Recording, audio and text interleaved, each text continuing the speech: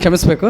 ಶ್ರೀ ವೀರೇಶ್ವರ ಕಿರಿಯ ಮಹಾವಿದ್ಯಾಲಯದಲ್ಲಿ ಹೀಗೆ ಸುಮಾರು 38 ಸಂವತ್ಸರಗಳ ಹಿಂದೆ ನಾವೆಲ್ಲ 10ನೇ ತರಗತಿಯಲ್ಲಿ ಓದ್ತಾ ಇದ್ವಿ.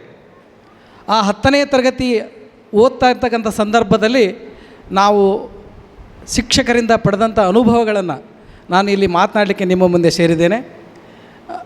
ಇವತ್ತು ನಮ್ಮ 1987-88ನೇ ಸಾಲಿನ SSLC ವಿದ್ಯಾರ್ಥಿಗಳ ಒಂದು ಸವಿ ನೆನಪಿಗಾಗಿ ಇವತ್ತು ನಾವು ಗುರುವಂದನಾ ಕಾರ್ಯಕ್ರಮವನ್ನು ಈ ವೇದಿಕೆಯಲ್ಲಿ ಮಾಡ್ತಾಯಿದ್ದೇವೆ.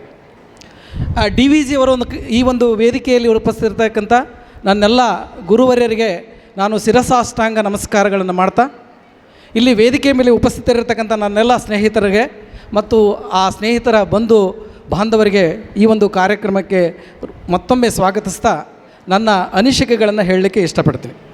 DVG ಅವರು ಒಂದು ಕಡೆ ಒಂದು ಮಾತು ಹೇಳ್ತಾರೆ, ಅಕ್ಕಿಯೊಳಗೆ ಅನ್ನವನ್ನು ಮೊದಲಾರು ಕಂಡವರು, ಅಕ್ಕಿಯೊಳಗೆ ಅನ್ನವನ್ನು ಮೊದಲಾರು ಕಂಡವರು, ಅಕ್ಕರದ ಬದಹಕ್ಕೆ ಮೊದಲಿಗ ನಾರು, ಲೆಕ್ಕವಿರಿಸಿಲ್ಲ ಜಗ ತನ್ನ ಆದಿ ಬಂಧುಗಳ, ದಕ್ಕುವುದೇ ಜಸ ನಿನಗೆ ಮಂಕುತಿಮ್ಮ ಅಂತ.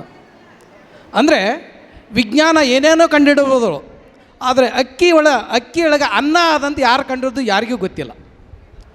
ಆ ರೀತಿ ಅಂದರೆ ಹೀಗೆ ಆ ಅಂದರೆ ಹೀಗೆ ಅಕ್ಷರಗಳು, ಯಾವುದೇ ಭಾಷೆ ಅಕ್ಷರ ಇರ್ಬೋದು, ಅದು ಇಂಗ್ಲೀಷ್ ಇರ್ಬೋದು, ಕನ್ನಡ ಇರ್ಬೋದು, ಹಿಂದಿ ಇರ್ಬೋದು, ಅಕ್ಷರವನ್ನು ಯಾರು ಕಂಡುಹಿಡಿದ್ರು ಯಾರಿಗೂ ಗೊತ್ತಿಲ್ಲ. ಅದೇ ರೀತಿ ಲೆಕ್ಕವಿರಿಸಿಲ್ಲ ಜಗ ತನ್ನ ಆದಿ ಬಂಧುಗಳ, ಜಗತ್ತಿಗೆ ನಮ್ಮ ಅಪ್ಪ ಗೊತ್ತು, ನಮ್ಮ ಅಪ್ಪನ ಅಪ್ಪ ಗೊತ್ತು, ಅಪ್ಪನಪ್ಪ ಯಾರಿಗೂ ಗೊತ್ತಿಲ್ಲ. ಯಾಕೆ ಗೊತ್ತಿಲ್ಲ ಅಂದರೆ ಅವರು ಈ ಸಮಾಜಕ್ಕೆ ಏನೂ ಕೊಟ್ಟಿಲ್ಲ.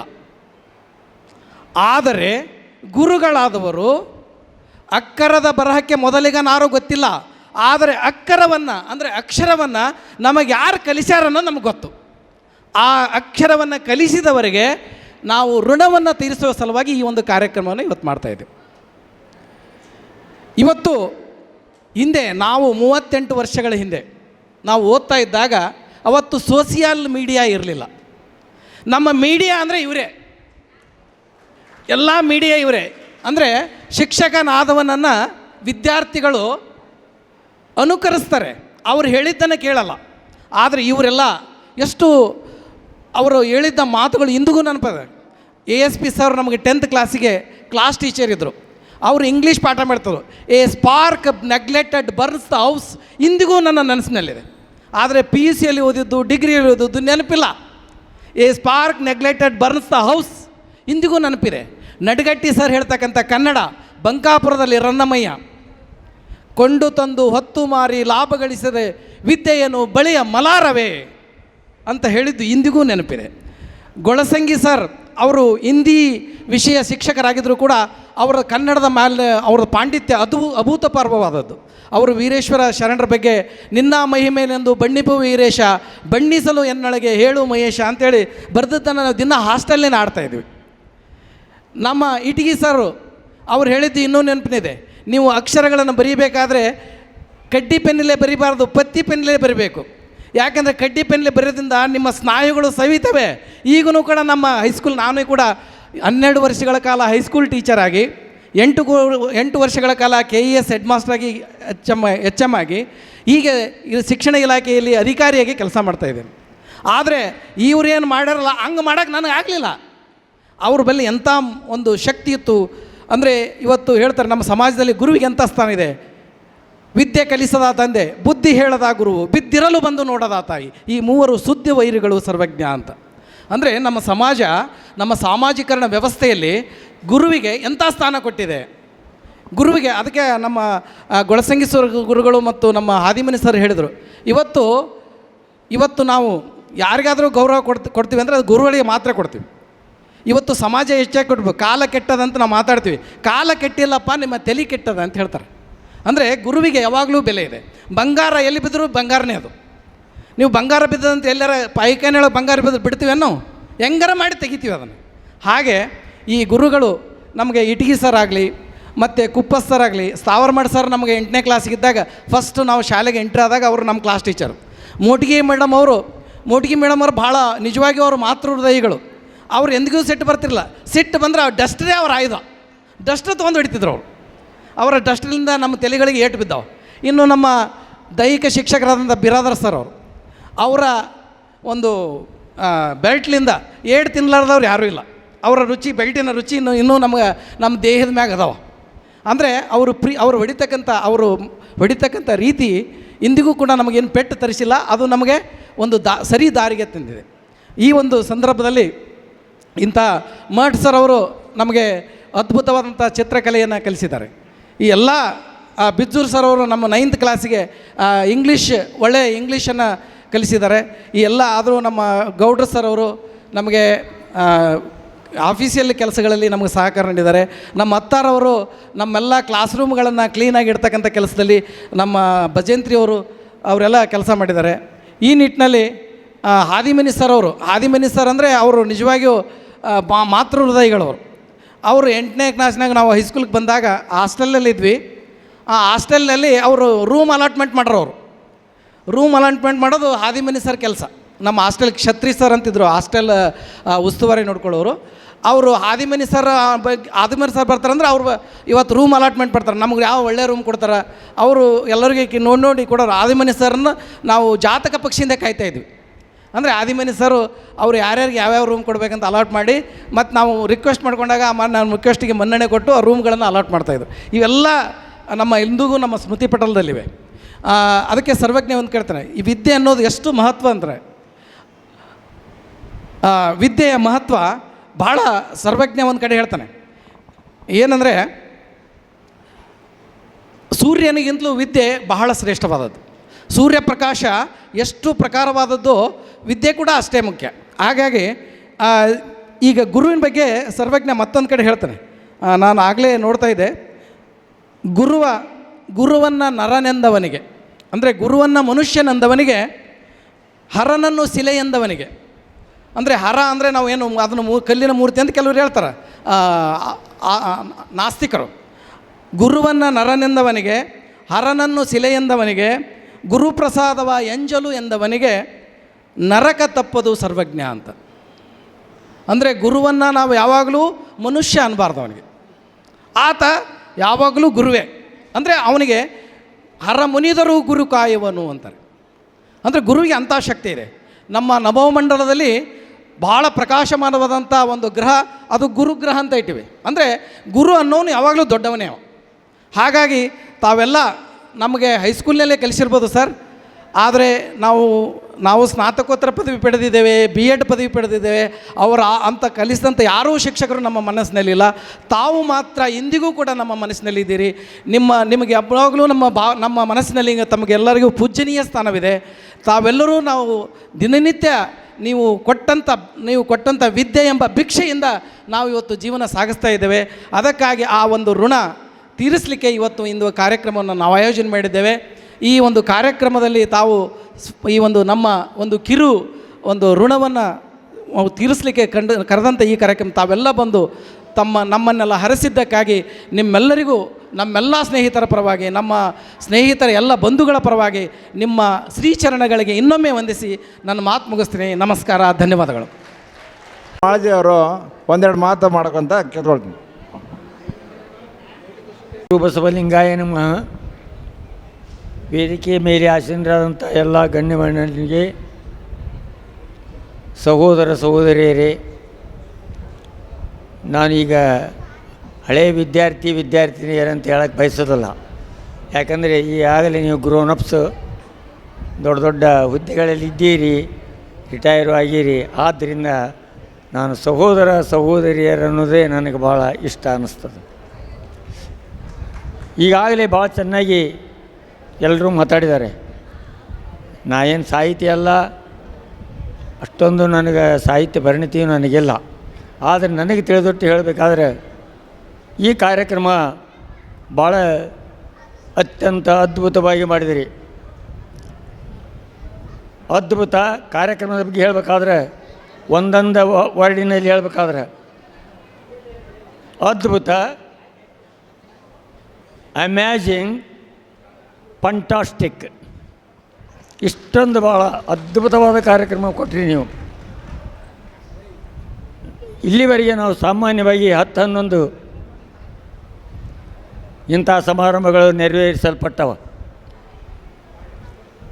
ನೀವೊಂದು ಹೊಸದು ಈ ಸಾರಿ ಪರಿಚಯ ಮಾಡಿಕೊಟ್ರಿ ನಮಗೆ. ಅದೇನಂದಪ್ಪ ಅಂದ್ರೆ ಸಾರೋಟೋತ್ಸವ. ಸಾಮಾನ್ಯ ಅಲ್ಲ ಅದು. ಗುರುಗಳಿಗೆ ಇದನ್ನು ನೋಡಿ ನಮಗೆ ನಿಜವಾಗಿ ಭಾಳ ಸಂತೋಷ ಆಯಿತು. ನನಗಂತೂ ಅನಿಸ್ತು, ಗುರುವೇ ಪುನರ್ಜನ್ಮ ಇದ್ದರೆ ಇನ್ನೊಮ್ಮೆ ನನ್ನ ಶಿಕ್ಷಕನಾಗಿಯೇ ಹುಟ್ಟಿಸಿಬಿಡಪ್ಪ, ನಾನು ನನ್ನ ಋಣ ತೀರಿಸ್ತೇನೆ ಎಂಬುದು ಅನ್ನುವಂಥ ಭಾವನೆ ನನ್ನಲ್ಲಿ ಬಂತು. ಅಷ್ಟು ಮನಸ್ಸು ಗೆದ್ದು ಬಿಟ್ರಿ ನೀವು ನಮ್ಮದೆಲ್ಲರೂ. ನನಗೆ ಭಾಳ ಸಂತೋಷ ಅನಿಸ್ತು. ಯಾಕೆ ಅಂತಂದರೆ ಯಾವಾಗಲೂ ಶಿಷ್ಯ ಗುರುವಿನಕ್ಕಿಂತ ಹೆಚ್ಚು ಒಂದು ಸ್ಟೆಪ್ ಮುಂದಿರಬೇಕು. ಅಂದರೆ ಗುರುವಿಗೆ ಕಿಮ್ಮತ್ತು. ಅರ್ಜುನ ಭಾಳ ಶ್ರೇಷ್ಠ ಅಂದಮೇಲೆ ದ್ರೋಣಾಚಾರಿ ಕಿಮ್ಮತ್ತು ಬಂತು. ಹೌದು. ಹಾಗೆ ಯಾವಾಗಲೂ ನನಗೆ, ನಾವು ಸಾಮಾನ್ಯ ಕಲಿತು ಶಿಕ್ಷಕರಾದವರು ನಾವು ಭಾಳ ಹೆಮ್ಮೆ ಪಡೋದಿಲ್ಲ. ಯಾಕೆಂದರೆ ಕೇವಲ 10th ತನಕ ಮಾತ್ರ ನಿಮಗೆ ಕಲಿಸೀವಿ. ಮುಂದಿಂದೆಲ್ಲ ಅದೆಲ್ಲ ನಿಮ್ಮ ಸಾಧನೆ, ನಮ್ಮ ಸಾಧನೆ ಅಂತ ನಾ ಬೆನ್ನು ಚಪ್ಪರಿಸಿಕೊಳ್ಳೋದಿಲ್ಲ. BA ಆಗಿದ್ದೀರಿ, B.Ed ಆಗಿದ್ದೀರಿ, MA ಆಗಿದ್ದೀರಿ, MSc ಆಗಿದ್ದೀರಿ, BE ಆಗಿದ್ದೀರಿ, B.Tech ಆಗಿದ್ದೀರಿ, MBA ಆಗಿದ್ದೀರಿ, ಏನು ಕೋರ್ಸ್ ಅದು ಎಲ್ಲವೂ ಆಗಿದ್ದೀರಿ ಇವತ್ತು. ಆದರೆ ನನಗೆ ಸ್ವಲ್ಪ ಈ ಸಂಚಾಲಕರಿಗೆ ನಮಗೆ ನಿಮ್ಮ ಪರಿಚಯ ನಿನ್ನೆ ಮಾಡಿಕೊಂಡ್ರಿ. ನಮಗೆ ನಾವು ಚಿಕ್ಕವರಿದ್ದಾಗ ವಿದ್ಯಾರ್ಥಿಗಳನ್ನು ನೋಡಿರ್ತೀವಿ. ದೊಡ್ಡವರಾದರೆ ಯಾರು ಹೆಂಗೆ ಅನ್ನೋದು ಅಲ್ಪ ಸ್ವಲ್ಪ ಪರಿಚಯ ಆಯ್ತು. ಅದೊಂದಿಷ್ಟು ನಮಗೆ ಮಾಡಿಕೊಟ್ರೆ ನಮಗೆ ತುಂಬ ಖುಷಿ ಆಗ್ತಿತ್ತು. ಇರಲಿ, ಆದರೂ ನಮಗೆ ಸಾಕಷ್ಟು ಗುರುತ ಹಿಡಿದು ನಮ್ಮನ್ನು ಮಾತಾಡ್ಸಿರಿ, ಪರಿಚಯ ಮಾಡಿಕೊಂಡ್ರಿ, ಭಾಳ ಒಳ್ಳೆಯ ಹುದ್ದೆಯಲ್ಲಿದ್ದೀರಿ. ನಾವು ಕೇಳಿ ಭಾಳ ಸಂತೋಷಪಟ್ಟಿವಿ. ನಿಜವಾಗಿ ಭಾಳ ಒಳ್ಳೆಯ ಕಾರ್ಯಕ್ರಮ. ಇನ್ನು ಈ ಕಾರ್ಯಕ್ರಮದ ಬಗ್ಗೆ ಹೇಳಬೇಕಾದ್ರೆ ಈ ಒಂದು ಪಂಚಮಹನೀಯರನ್ನು ನಾವು ನೆನಬೇಕಾಗ್ಯದ. ಇಲ್ಲಿ ಕಾರ್ಯಕ್ರಮದ ರೂವಾರಿಗಳು 5 ಮಂದಿ ಭಾಳ ಫೋಟೋದಾಗ ಅದಾರ. ಅವರು ನಮ್ಮ ಕೆಳಗದಾರ ನೋಡೋರು. ಪೇಟ್ಕರ, ಮಾಳ್ಜಿ, ಆಮೇಲೆ ಕುಲಕರ್ಣಿ, ಕೋರಡ್ಡಿ, ಗೊಳಸಂಗಿ ಮೇಡಮ್. ಇವರು ಯಾಕಂದ್ರೆ ನಾನು ದಿನ ವಾಕಿಂಗ್ ಹೋದಾಗಂತೂ ನಮ್ಮ ಕುಲಕರ್ಣಿ ವಿನಾಯಕ, ಅವ ಸಾಮಾನ್ಯ ವಿನಾಯಕ ಅಲ್ಲವ, ಸಿದ್ಧಿ ವಿನಾಯಕ. ನಿಜವಾಗಿ ಅವ ಕಾರ್ಯಕ್ರಮಕ್ಕೆ ದಿನ ಮಾತಾಡ್ತಿದ್ವಿ ನಾವು. ಗುರುಗಳು ಹಿಂಗೆ ಹ್ಯಾಂಗೆ ಮಾಡೋಣ್ರಿ ಅಂತ ನನ್ನ ಕಡೆಯಿಂದ ಸ್ವಲ್ಪ ಸಲಹೆ ಕೊಡ್ತಿದ್ದೆ. ಬೆಂಗಳೂರಿನಿಂದ ಗುರುಗಳು ಮಾತಾಡ್ತಿದ್ರು. ಆಮೇಲೆ ಬೆಳಗಾವಿನಿಂದ ನಡಗಟ್ಟಿ ಮೇಡಮ್ ಮಾತಾಡ್ತಿದ್ಲು. ಅವರು ಕೂಡ ಶಿಕ್ಷಕರು ಇಲ್ಲಿ SP ಅವರವರು ಮಾತಾಡೋದನ್ನ ಎಲ್ಲ ಮಾತಾಡ್ತಿದ್ದೆ. ಅವಾಗ ಸ್ವಲ್ಪ ಕಚ್ಚಾ ರೂಪುರೇಷೆಗಳನ್ನು ಕೊಟ್ಟೆ ವಿನಃ ನಾನು ಈ ರೀತಿ ಪಕ್ಕಾ ಆರ್ಗನೈಜೇಷನ್ ಮಾಡ್ತಾರೆ ಅನ್ನೋದು ನನ್ನ ಮನಸ್ಸಿನಾಗ ಇದ್ದಿದ್ದಿಲ್ಲ. ನಿಜವಾಗಿ ಭಾಳ ಸಂತೋಷ ಆಗ್ಯದ. ನಮ್ಮನ್ನು ಭಾಳ, ಯಾಕಂತಂದರೆ ನಿಮ್ಮಂಥ ಶಿಷ್ಯರಿಗೆ ನಾವು ಗುರುಗಳು ಅಂತೂ ಹೇಳಿಕೊಳ್ಳಿಕ್ಕೆ ನನಗೆ ತುಂಬ ನಮಗೆಲ್ಲರಿಗೂ ಅಭಿಮಾನ ಅನ್ನಿಸ್ತದೆ. ಇನ್ನು ಕೊನೆ ಮಾತಾಗಿ ಹೇಳ್ತೀನಿ, ಅದು ಎಲ್ಲಿ ಆದರೂ ನಾನು ಹೇಳೋದು ಅದನ್ನೇ, health. If health is last, something is last. If character is last, everything is last. Money is last, nothing is last. ಹಣದ ಬಗ್ಗೆ ಚಿಂತೆನೇ ಮಾಡಬೇಡ್ರಿ. ಬರ್ತೈತೆ ಹೋಗ್ತೈತೆ. ಸ್ವಲ್ಪ ಕ್ಯಾರೆಕ್ಟರ್ ಬಗ್ಗೆ ಚಿಂತೆ ಮಾಡಿರಿ. ಈಗಂದು ಅದು ಔಟ್ಡೇಟೆಡ್. ಬಹುಶಃ ಕ್ಯಾರೆಕ್ಟರ್ ಬಗ್ಗೆ ಹೇಳ್ತಾರೆ ಅಂದ್ರೆ ಇವು ಹಳೆ ಮನುಷ್ಯ ಇರಬೇಕು ಅಂತ ತಿಳ್ಕೊತಾರೆ. ಹಾಗೇನಿಲ್ಲ. ಆದರೂ ಇರಲಿ, ಅತಿ ಮಹತ್ವದ್ದು ಹೆಲ್ತ್. ನಾವು ನೀವೆಲ್ಲ ಬದುಕಿವಿ ಅಂತ ತಿಳ್ಕೊಂಡಿದ್ದು ನೋಡಕತ್ತೀವಿ. ಭಾಳ ಮಹತ್ವದ್ದು ಹೆಲ್ತು. ತಾಯಂದಿರಿಗೆ ಹೇಳ್ತೀನಿ, ಈಗಿನ ದಿನಗಳಲ್ಲಿ ಎಲ್ಲ ಬಾಲಕರು ಮೊಬೈಲ್ ಮೆಂಟೆಡ್ ಆಗ್ಯಾರ. ಯಾಕಂತಂದರೆ ನಮ್ಮ ಶಿಕ್ಷಣ ಪ್ರಾರಂಭ ಆಗೋದೇ ಮನೆಯ ಮೊದಲ ಪಾಠಶಾಲೆ.